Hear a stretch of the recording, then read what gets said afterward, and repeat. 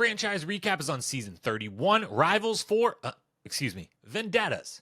Airing January to April 2018, 28 cast members plus 8 mercenaries were off to Spain, then Prague for 16 episodes of an absolute mess, playing for 500K. The evolutions here were all format-based, starting with the Troika, our first ever kind of power group that was based on the 3 best performers at a daily challenge or the 3 people picked by the winning team. We'll talk more about that later. They then held the Inquisition, which was our first ever time for those nominated to plead their case to stay out of, or to make deals to stay out of, elimination. There was also grenades this season for the first time. The winner of the elimination was given the power of basically handing out one of 3 disadvantages that they would like to a specific player or team at the next daily. And then finally, we'd seen mercenaries before, multiple times, but we never saw this many. 2 rounds of 4 mercenaries each, plus mercenaries in the final. Storylines, let's go cast first as usual, starting with the amazing rookie class. This season was a huge influx of UK talent and Big Brother talent, and it did not disappoint. Kyle, Cam, Joss, Rogan, Kaylee, Melissa, Natalie. I mean, that is an unbelievably stacked rookie class. There were a couple that left early, so be it. You're not going to go perfect 10 out of 10 or whatever, however many rookies they had on this season. They did an unbelievable job, and this crew in this season gave us so much, and throughout the next few seasons would, of course, give us a ton more. This season, also looking at the whole cast, feels like one of the best balances we ever got of multiple eras. We had Era 2, we had Era 3, we had Era 4, especially when you count in the mercenaries. We even had a good helping of Era 1 with, Derek and Darrell and Anissa showing up as mercenaries. We had Brad here coming back. We had Veronica. We had Shane. So really, this is as balanced like people from all across the eras spectrum that we really ever got until this season 40.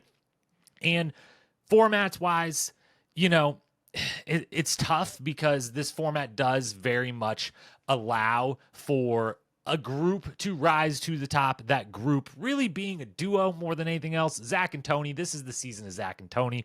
It is their season. Even though Cara ends up winning, she's very much kind of in the background, playing a quiet game, staying out of the drama up until right at the very end when she just goes and snatches the victory. This season, the focus is Zach and Tony. There's Devin is kind of making a name, definitely, of his crew, and then all the rookies we say really are the stars of the show. Like Cam is absolutely one of the biggest stars of the season. Kyle is absolutely up there. Joss is definitely up there. Kaylee, and then you had Kayla, you had Jemmy, you had some others that were definitely contributing in a positive way. But this was really like Zach and Tony's show. Here's all these amazing rookies, and oh yeah, Kara's still here, and she just won the final. That was kind of how that went down. Romantically, we did get a good amount this season, and I'm not just talking about the amount of times Brad and Brittany hooked up, which was an obscene amount. Unofficial challenge history would be that the most times 2 people had sex, and a challenge house had to be those 2 on this season. They were very prominently in a showmance relationship this season and into the next one as well. Kyle and Cara starts here after Marie gets first go at Kyle, if you will. He and her, Cara and Kyle, then end up together. Although, in all honesty, Kyle's biggest romance this season is really just how much he falls head over heels for Bananas, Zach, and Tony, there.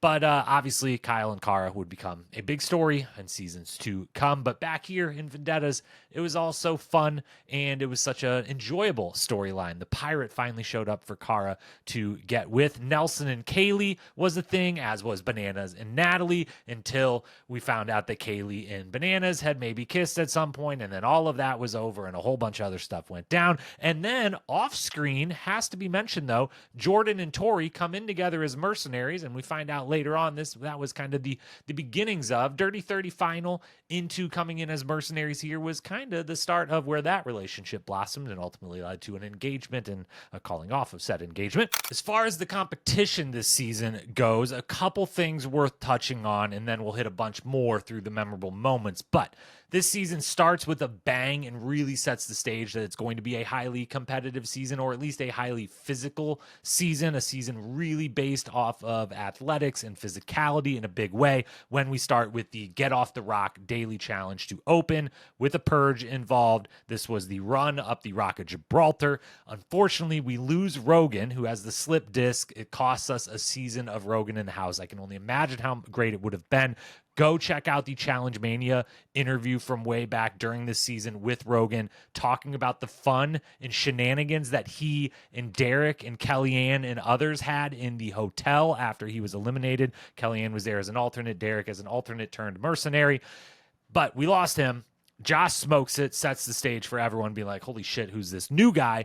And most famously of all, while everyone does well, there's a bunch of interesting results, but the one we learn about after the fact is that Kyle, rookie Kyle, already starting his underdog edit in this episode. And talking of underdog keeping up with these other people, we learn after the fact that he is diabetic and has medication for that. And he was worried about them letting him on the show if anyone knew that. So he hid it. And that meant he had to hide his medications when they first got there. And the only place he could figure out how to do that was by putting them up his butt and then running up the Rock of Gibraltar, which is insane and pretty amazing achievement. Go seek out that story if you don't know it. From there, the season is super duper physical, a bunch of crazy eliminations we'll talk about in a moment. But the thing that weighs it down is that format that we mentioned. The Troika situation is very easily manipulated. There's some dailies where it truly is like, who's the first 3 people that finish in an individual one? You're the Troika. There's a lot of them, though, where it's teams and where the past Troika gets to pick the teams. In a lot of ways where, yes, Zach and Tony and Bananas do really well this season, but they don't do so well that they should end up in the Troika as many times as they do. And I think Zach's in like almost every single one of them. Tony's in a majority of them. They run this game. It was built in a way, the format, it was built in a way that it could allow a couple people, especially a couple of the guys, to really dominate early, seize the power, and kind of never relinquish it. That is exactly what happens. And then, although the one thing I will say about the Troika, I don't like it for the most part. I do love the Inquisitions. I do love those. I love all pleading your case moments in the Challenge House. So I'm glad that was brought in. And I loved the opening of the doors to reveal the 3 pictures on the wall. That felt very kind of just like a movie almost, or like a real game show. I don't know. It felt cool. I liked it, but I didn't love the Troika. The final then is kind of lame too. There's parts where you have to wait for someone else to show up to play the game. That really screws over Tony. Not that he would have maybe caught up, but still, they start in the early part where you get to, pick the swords from each other, and so you can gang up. I didn't love that part being in a final. The mercenaries that are there, Bananas and Melissa, it's fun that there's the brief moment of Tony realizing Bananas is there, but like that game's ultimately pointless other than the one person who gets screwed, which is Cam. And then the winner, I'm okay. I'm not okay. I'm not going to lie. I don't like the individual winners. I'm glad Cara is the one that gets it here, but the single puzzle after everything that has happened, and especially after how well Zach had done through the final, to then be like, all right, total reset, and it's just one puzzle for the win, albeit a massive time-consuming puzzle. I don't love that. So the final was a little rickety. The format bothers me a bit. Made for a couple people to dominate, but overall, a very physically competitive season.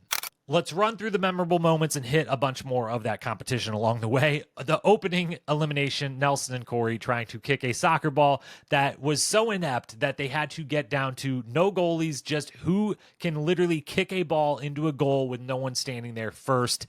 It was a tough look for the Young Bucks. Sylvia and Melissa in the first big headbanger-esque elimination of the season. They get oiled up. They fight over the ball. It's wrestling. It's vicious. Those two go at it. Fantastic, fantastic elimination. Leroy takes the worst fall in challenge history. Probably there's been some really bad falls in challenge history. There's plenty that reach that really top level, but this is the only one that I was not only worried about severe injury, but I was worried that someone that we love had just died on screen because he ends up passed out, floating in the water. Truly terrifying moment from him.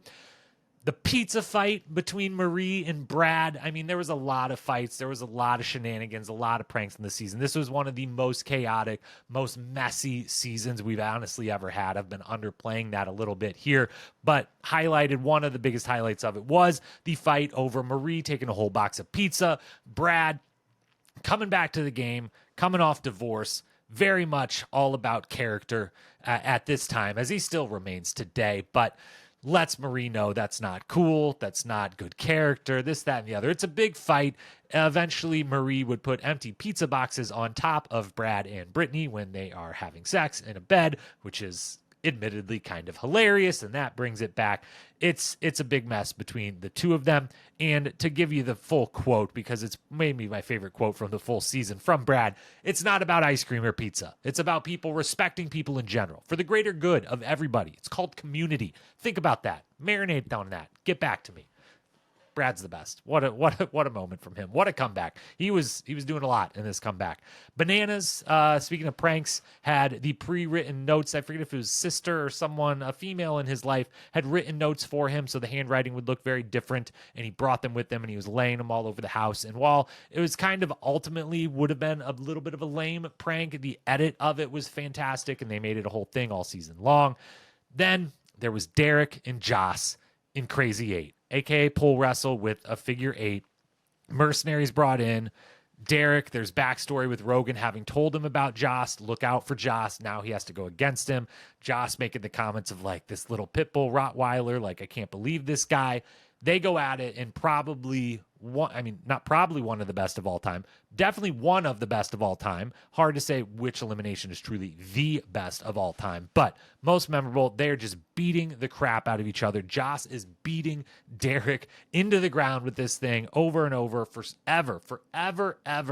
And then famously, it only ends because Joss thinks that they've stepped out of bounds, lets go of the figure 8. Derek realizes what has happened, that TJ has not blown the horn. He scampers over, hangs it up, and he has gotten the historic victory and knocked out the favorite to win this thing. If Joss is in this final, I don't know if that final puzzle, if he does it faster than Kara, but he's definitely in that final puzzle because he would have whooped ass at the rest of that thing.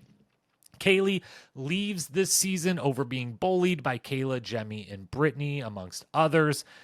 It's an interesting situation because, you know, given everything, the context of the history of the show, and then that, you know, she's being bullied, yes, for kissing Bananas, you know, the first or two episodes of the season before her and Nelson had any sort of showmance, or Bananas or Natalie had any showmance or whatever.